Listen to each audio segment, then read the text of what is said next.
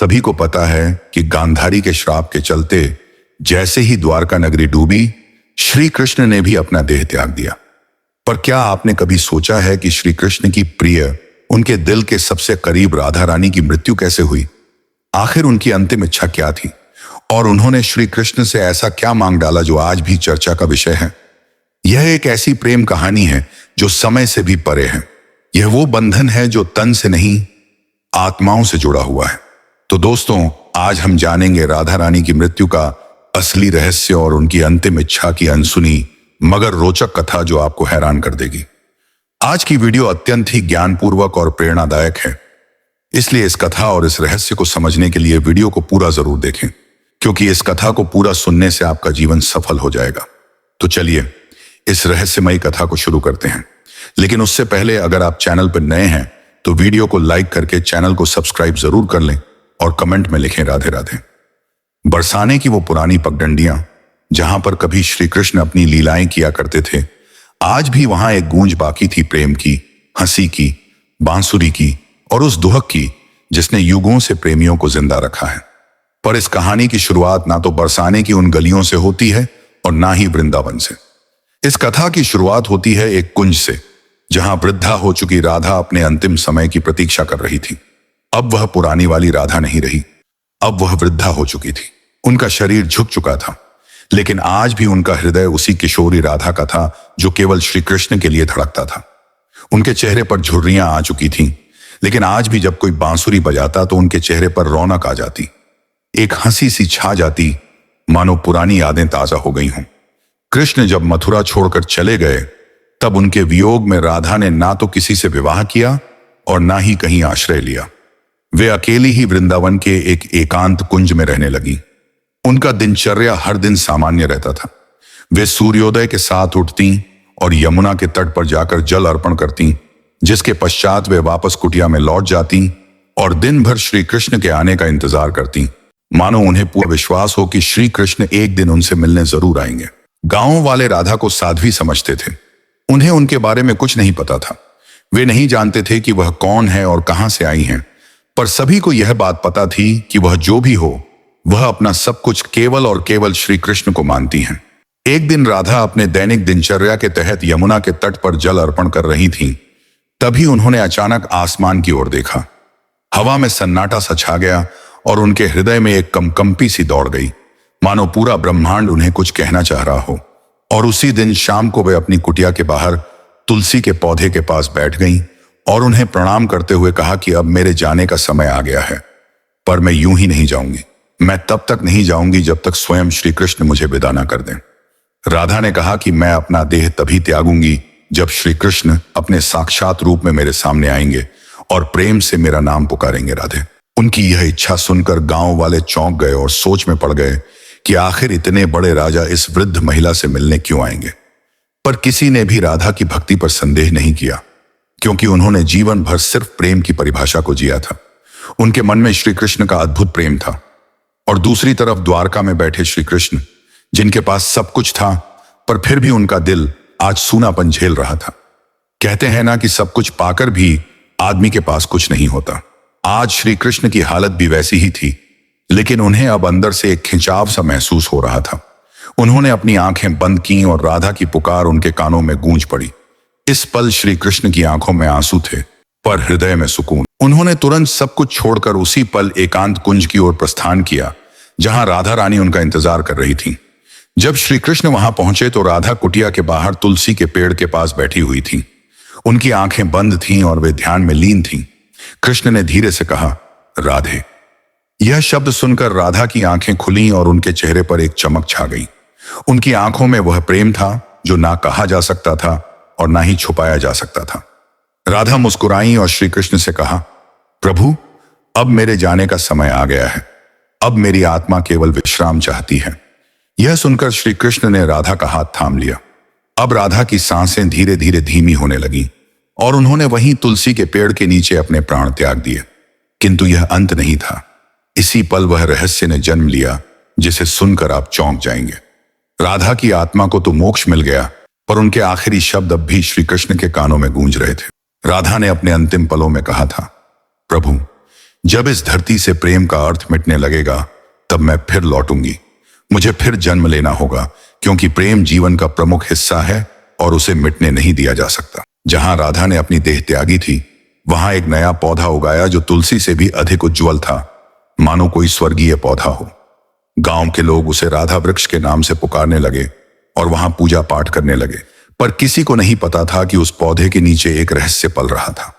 वह रहस्य था राधा के पुनर्जन्म का, जो आपको चकित कर देगा। राधा का पुनर्जन्म और प्रेम की नई परिभाषा।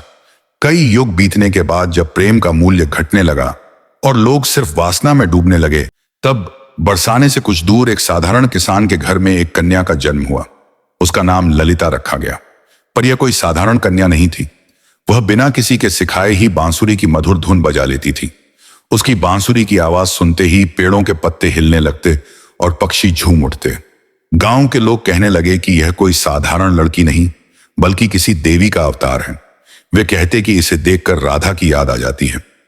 ललिता जब 7 साल की हुई तो एक दिन वह यमुना के किनारे बैठी थी। उसी वक्त एक संत वहां से गुजरे। उन्होंने ललिता को देखा और जब उसकी आंखों में झांका तो वे मंत्रमुग्ध हो गए। उन्होंने कहा, वही आंखें, वही चंचल मुस्कान, राधा तुम लौट आई। ललिता को अक्सर सपने में एक सुंदर श्याम वर्ण पुरुष दिखाई देता, जो कोई और नहीं बल्कि श्री कृष्ण ही थे। वे कुछ नहीं बोलते, बस बांसुरी बजाते रहते। उस बांसुरी की धुन ललिता के दिल को छू जाती। एक दिन ललिता ने अपनी मां से पूछा, मां, यह प्रेम क्या होता है? मां ने जवाब दिया, तू अभी बच्ची है, तुझे प्रेम का क्या पता। ललिता चुप हो गई, लेकिन उसकी आंखों में एक पुराना दर्द था, मानो उसने यह सवाल पहले भी किसी और जन्म में पूछा हो। जब ललिता 13 साल की हो गई तो एक दिन वह यमुना तट के पास बैठकर बांसुरी बजा रही थी कि तभी अचानक उसकी बांसुरी से अलग धुन निकलने लगी, वही धुन जो श्री कृष्ण उनके सपनों में आकर बजाया करते थे। अचानक वहां की जमीन थोड़ी सी फटी और एक मूर्ति सी दिखाई दी। ललिता ने उस मूर्ति को निकाला। वह मूर्ति एक स्त्री की थी जिसने बांसुरी पकड़ी हुई थी। जैसे ही ललिता ने उस मूर्ति को अपने हाथ में उठाया, उस मूर्ति से एक दिव्य आवाज निकली जिसने कहा, तुम लौट आई राधे। ललिता चौंक गई। आखिर यह कौन थी और क्यों उसका नाम राधे पुकारा जा रहा था? तो चलिए जानते हैं अब आगे की कथा, जो और भी रोमांचक और रहस्यमयी है। लेकिन उससे पहले अगर वीडियो अच्छी लग रही हो तो इसे लाइक करके कमेंट में राधे कृष्ण जरूर लिखें। उस दिन के बाद ललिता का व्यवहार बदलता जा रहा था। अब वह गहराइयों में सोचने लगी थी। वह जानना चाहती थी कि वह कौन है और उसका जन्म क्यों हुआ है। आखिर क्यों उसे प्रेम और कृष्ण जैसे शब्द इतना आकर्षित करते हैं। उसी दौरान एक संत हिमालय से कई वर्षों की तपस्या कर बरसाने लौट रहे थे।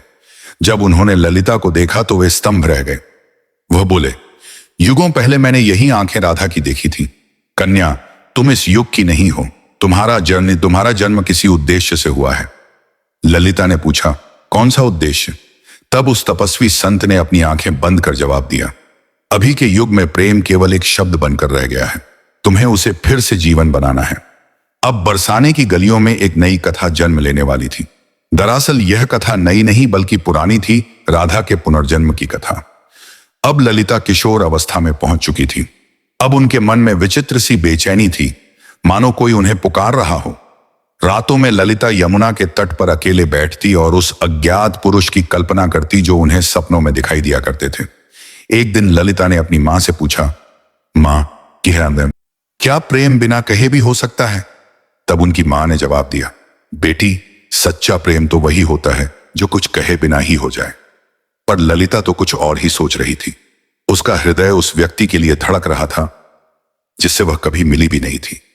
एक दिन उस स्वामी ने ललिता को अपने आश्रम में बुलाया और कहा, राधे, अब समय आ गया है। कृष्ण इस युग में जन्म ले चुके हैं, पर इस युग में उन्होंने एक ब्राह्मण के रूप में जन्म लिया है और तुम्हें उन्हें ढूंढना पड़ेगा। यह सुनकर ललिता खुशी के मारे झूमने लगी, क्योंकि जिस पल का उसे इंतजार था वह आने वाला था। पर एक समस्या थी, ललिता श्री कृष्ण को पहचानेंगी कैसे? तब उस संत ने कहा, जब वे तुम्हारे सामने आएंगे तो तुम खुद ही उसे पहचान लोगी। पर ध्यान रखना, इस बार परीक्षा और भी ज्यादा कठिन होगी, क्योंकि अब युग बदल चुका है। अब तुम्हारा प्रेम व्यक्तिगत नहीं रहा, बल्कि अब तुम्हें लोगों और समाज का सामना करते हुए पूरे संसार को प्रेम का अर्थ समझाना होगा। अब श्री कृष्ण पुनर्जन्म ले चुके थे और एक नवयुवक साधु के रूप में थे जिनका नाम अनंतानंद था, जो लोगों को उपदेश दिया करते थे। पर कोई नहीं जानता था कि असल में अनंतानंद है कौन। वे जब प्रवचन देते तो प्रेम की ऐसी वाणी बोलते कि लोग रो पड़ते थे। वे कहते थे, प्रेम केवल शरीर का नहीं बल्कि आत्मा का संबंध है। प्रेम का अर्थ ही है त्याग और समर्पण। पर अंदर से वे भी अधूरा सा महसूस करते थे। वे भी हर रात यमुना के तट पर जाकर बैठ जाते और उस अज्ञात स्त्री के स्वप्न में खो जाते। प्रेम की कठिन परीक्षा और पुनर्मिलन। अब एक दिन संत के आदेशानुसार ललिता अपने माता पिता को प्रणाम कर अकेले ही अपने उस अज्ञात प्रेम की तलाश में निकल पड़ी। उनके हाथ में केवल एक छोटी सी बांसुरी थी और मन में दृढ़ निश्चय। वे गांव गांव घूमती, कभी कथा सुनती तो कभी कई साधुओं से मिलती, इस उम्मीद में कि उसे उसका प्रेम मिल जाए। पर किसी साधु में वह तेज नहीं था जिसकी तलाश ललिता को थी। एक दिन उसे एक वृद्ध महिला मिली जिसने उससे पूछा, बेटी तुम इधर उधर क्यों भटक रही हो? तब ललिता ने कहा, मुझे किसी की तलाश है।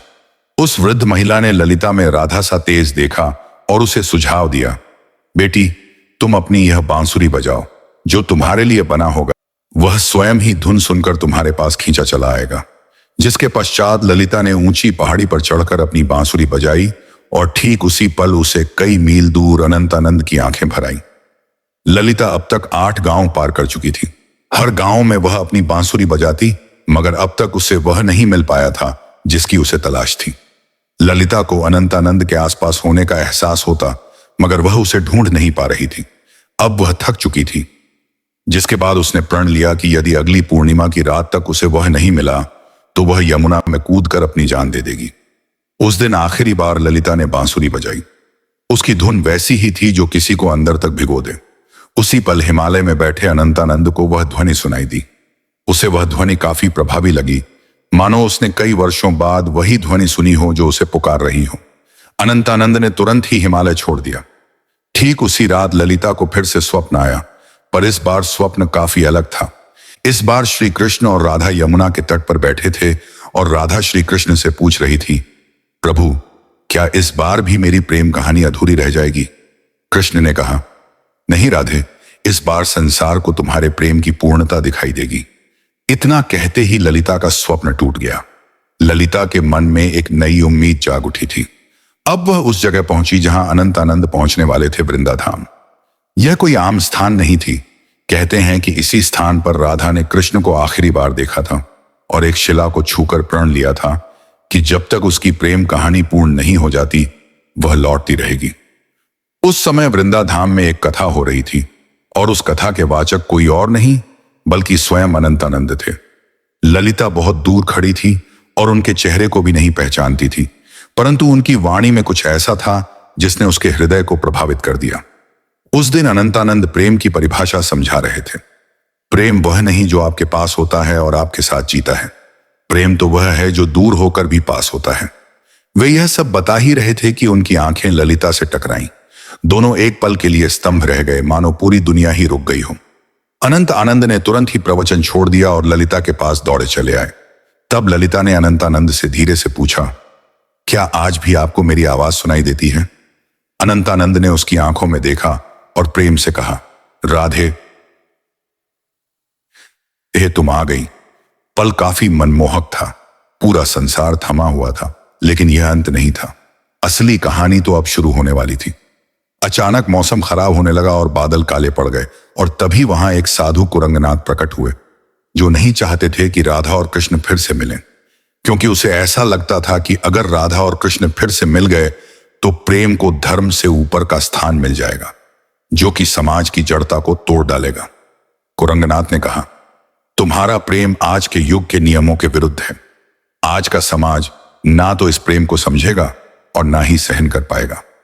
तब अनंतानंद ने कहा, प्रेम समाज का मिलन नहीं बल्कि 2 आत्माओं का मिलन है। तब कुरंगनाथ ने कहा, तो फिर अब तैयार हो जाओ अंतिम परीक्षा के लिए। कुरंगनाथ ने कहा कि यदि तुम्हारा प्रेम सच्चा है तो अगली पूर्णिमा की रात तक ललिता अपनी आंखों पर पट्टी बांध लेगी और वह बिना देखे और बिना सुने तुम्हें ढूंढ निकालेगी। यदि वह इसमें असफल हो जाती है तो दोनों को फिर से युगों युगों के लिए बिछड़ना होगा। अनंत आनंद यह सुनकर मौन रह गए, पर ललिता ने बड़े ही प्रेम पूर्वक और शक्ति से कहा, मुझे आपकी यह शर्त मंजूर है। प्रेम की विजय और समाज की स्वीकृति। पूर्णिमा की रात पास आ रही थी। यह परीक्षा ललिता के लिए केवल एक शर्त नहीं थी, बल्कि उसके प्रेम और संयम की लड़ाई थी। वह खुद भी यह जानना चाहती थी कि क्या बिना देखे सिर्फ मन और आत्मा से प्रेम किया जा सकता है या नहीं। अब उसने अपने नेत्रों पर पट्टी बांध ली और कसम खाई कि वह अब किसी को नहीं देखेगी जब तक उसकी आत्मा उसे स्वयं श्री कृष्ण को ना दिखा दे। लोगों ने जब उसे ऐसा करते देखा तो वे उसका मजाक उड़ाने लगे कि आजकल की कन्याओं को तो सिर्फ नाटक करना आता है। लेकिन कुछ ऐसे भी थे जिन्होंने उसके इस प्रयास की तारीफ की और उसे हिम्मत दी और बोले, हे राधे, तुम इस युग में जरूर प्रेम को जीत दिलाओ। उधर दूसरी ओर अनंतानंद एक सुनसान गुफा में ध्यान मग्न बैठे थे। वे केवल एक ही शब्द दोहरा रहे थे, राधे। वे ना कुछ खा रहे थे ना पी रहे थे। उनके शिष्य इस दृश्य को देखकर घबरा गए और बोले, गुरुदेव, यदि ऐसे ही चलता रहा तो आप जीवित नहीं बचेंगे। तब अनंतानंद ने मुस्कुराते हुए उत्तर दिया, मेरे प्राण तो केवल राधे में बसते हैं। इतना कहकर उन्होंने अपने शिष्यों को आदेश दिया कि यदि ललिता उनके बारे में पूछे तो उसे ना उनका चेहरा बताया जाए, ना ही उस स्थान का पता दिया जाए जहां वे ध्यान कर रहे हैं। वे भी जानना चाहते थे कि क्या इस युग में भी राधा केवल अपनी आत्मा की पुकार से उन्हें ढूंढ पाएगी। इधर ललिता अपनी आंखों पर पट्टी बांधे गांव-गांव भटक रही थी। वह अनेक साधुओं से मिलती और पूछती, क्या आप अनंतानंद हैं? पर उसे कुछ हासिल नहीं हो रहा था। कुछ साधुओं ने तो यहां तक झूठ बोलने की कोशिश की कि मैं ही अनंतानंद हूं, पर ललिता का हृदय उन्हें पहचान जाता। उनकी आवाज में वह नहीं था, ना ही वह तेज था जो केवल आत्मा से पहचाना जा सकता था। एक बार एक साधु उनके पास आया जिसमें गजब का तेज था और जिसकी वाणी अत्यंत मधुर थी। उसने ललिता से कहा, मैं ही अनंतानंद हूं। यह सुनकर ललिता एक पल के लिए डगमगा गई, पर तुरंत ही उसे एहसास हो गया और उसने उस साधु से कहा, आप में तेज तो काफी है, पर आप वह आत्मा नहीं है जिसकी मुझे तलाश है। उसी क्षण उस साधु ने अपना भेष बदल लिया। दरअसल वह कुरंगनाथ ही था जिसने भ्रम फैलाने के लिए ऐसा किया था। अब कुरंगनाथ ने क्रोध में कहा, तू अब तक नहीं टूटी? आखिर किस प्रेम की बात करती है तू? इतना सुनकर ललिता ने कहा, मेरा प्रेम इस युग के बंधनों से मुक्त है जिसे शब्दों में समझाना असंभव है। इतना सुनकर कुरंगनाथ वहां से चला गया। अब ललिता उस गुफा के पास पहुंच चुकी थी जहां अनंतानंद ध्यान मग्न थे। ललिता धीरे धीरे गुफा के अंदर गई और अंत में उसे वहां किसी के होने का आभास हुआ जिससे दिव्य तेज निकल रहा था। ललिता ने उन्हें पहचान लिया और उनके पास जाकर अपनी बांसुरी उनके पैरों में रख दी और कहा, मैं आपको देख नहीं सकती, पर मेरा हृदय काफी जोर से धड़क रहा है। क्या आप वही हैं जिनकी मुझे तलाश है? अनंतानंद ने बांसुरी उठाई और उसे बजाया, वही धुन जो ललिता को यमुना तट और अपने सपनों में सुनाई देती थी। फिर अनंतानंद ने उसकी पट्टी खोली और कहा, राधे, इस बार भी तुमने मुझे तन से नहीं, केवल अपने मन और आत्मा से पहचान लिया। वे दोनों रो पड़े। उनकी आंखों में कई सालों की थकान थी जो अब मिट रही थी। तभी वहां एक साधु आए और उन्होंने कहा, राधा और कृष्ण, तुम्हारा प्रेम संपूर्ण तभी माना जाएगा जब यह समाज इसे स्वीकार करेगा। जब इस समाज के सामने तुम्हारा प्रेम सत्य और पवित्र सिद्ध हो जाएगा, तभी तुम्हारा मिलन सफल होगा। राधा ने कहा, प्रेम तो किसी समाज के बंधन से मुक्त होता है, उसे किसी के प्रमाण की जरूरत नहीं। लेकिन तभी अनंतानंद ने उसे समझाते हुए कहा, राधे, अब युग बदल गया है। अब यह समाज प्रेम की परिभाषा भूल चुका है। इतना कहकर अनंतानंद ने उस साधु से पूछा, आप ही बताइए कि हमें क्या करना होगा। उस साधु ने कहा, तुम्हें इस राज्य की राजसभा में सभी के सामने अपने प्रेम को स्वीकारना होगा। तुम्हें वहां राजा, पंडित और प्रजा सभी को यह बतलाना होगा कि एक ब्रह्मचर्य साधु और एक साध्वी भी प्रेम के बंधन में बंध कर धर्म के मार्ग पर चल सकते हैं। प्रेम की जीत। अगले दिन वे दोनों राजसभा में उपस्थित हुए। राजा ने कहा, हम यह क्या सुन रहे हैं कि एक साधु ने ब्रह्मचर्य को तोड़ा है? इतना सुनकर अनंतानंद ने उत्तर दिया, महाराज, मैंने कोई नियम नहीं तोड़ा, मैंने तो केवल अपने प्रेम को अपनाया है। तब अनंतानंद ने प्रेम को समझाते हुए कहा, प्रेम कोई काम वासना नहीं है, प्रेम तो आत्मा का मिलन है। जब आज से कई युग पहले राधा और कृष्ण ने प्रेम किया था, तब भी समाज ने यही कहा था, और जब वे जीवन भर समाज के कारण एक दूसरे से अलग रहे, फिर भी समाज चुप रहा। इतना कहते ही ललिता भी आगे बढ़कर बोली, मैंने केवल इन्हें तन से नहीं चाहा बल्कि मन से भी चाहा है, और अपने प्रेम को साबित करने के लिए मैंने कड़ी परीक्षा भी दी है। और इसी दौरान ललिता ने कुरंगनाथ की वह कठिन परीक्षा के बारे में सबको बताया। इतना सुनकर राजा और सभा मौन रह गए। सबको राजा के फैसले का इंतजार था। राजा ने कहा, जब मैं छोटा था तब मेरी माँ मुझे राधा और कृष्ण की अमर प्रेम कहानी सुनाया करती थी, और जब मैं उनसे पूछता कि आखिर उन्होंने विवाह क्यों नहीं किया तो मेरी माता चुप रह जाती। आज जाकर मुझे यह बात समझ में आ रही है कि विवाह तो समाज का नियम है, पर प्रेम आत्मा का। इसीलिए मैं इस प्रेम को स्वीकार करता हूं।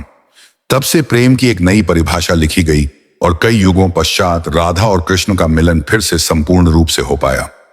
दोस्तों, अब हमारी कथा यहीं पर समाप्त होती है, लेकिन अगर आपको यह कथा अच्छी लगी हो तो कृपया करके वीडियो को लाइक करें और चैनल को सब्सक्राइब कर लें। यह आपके लिए तो एक पल का काम है, पर इससे हमारी काफी मदद हो जाती है। धन्यवाद।